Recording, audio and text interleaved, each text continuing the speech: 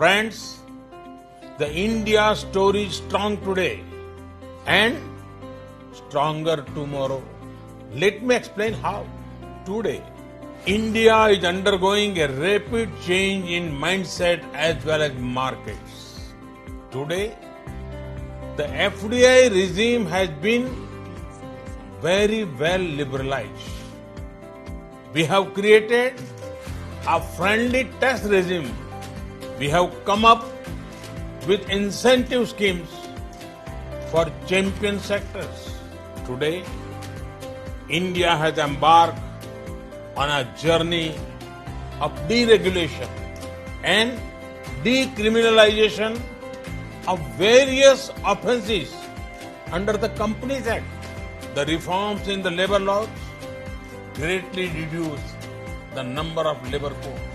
These reforms will support our efforts to build an Atmanirbhar Bharat or self-reliant India. By working towards self-reliance, we seek to contribute to global good and prosperity. The past 7 years of the Narendra Modi government have seen an underlying theme driving the economic policy of the government. Growth that is transformative, that is sustainable, that is healthy and is equitable. These 7 years saw the government introducing landmark reforms like reduced corporate taxes, insolvency and bankruptcy code, and the large-scale paring down of the Companies Act, among others. India is now one of the most competitive markets in terms of corporate tax rate.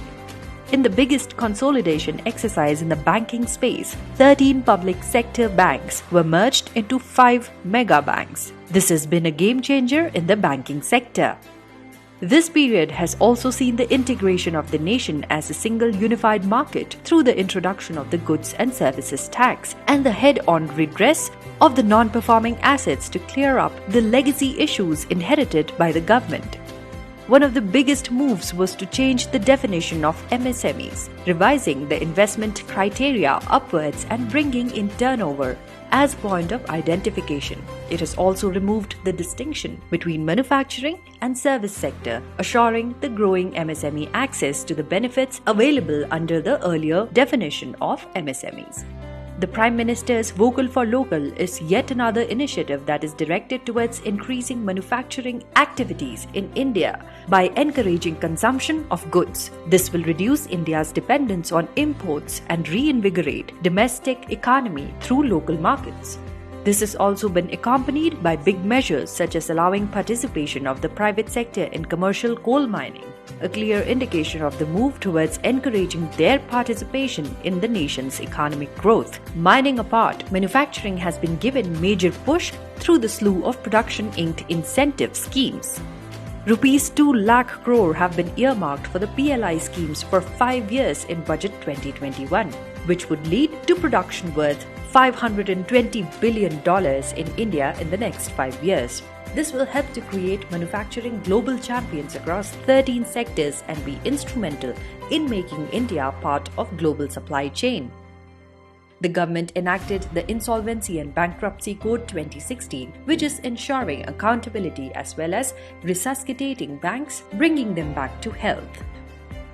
44 union labor laws were assimilated into 4 codes to facilitate easier compliance, even as old and outdated laws were eliminated to support one of the most competitive corporate tax rates in the world.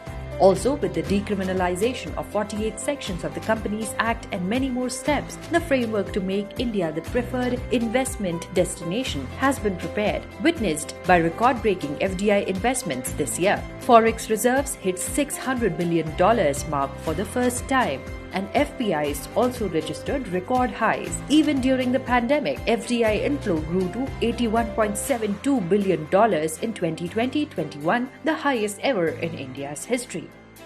The government has opened up both non-strategic and strategic sector for private sector participation. With this step, the government gave a clarion call to India Inc.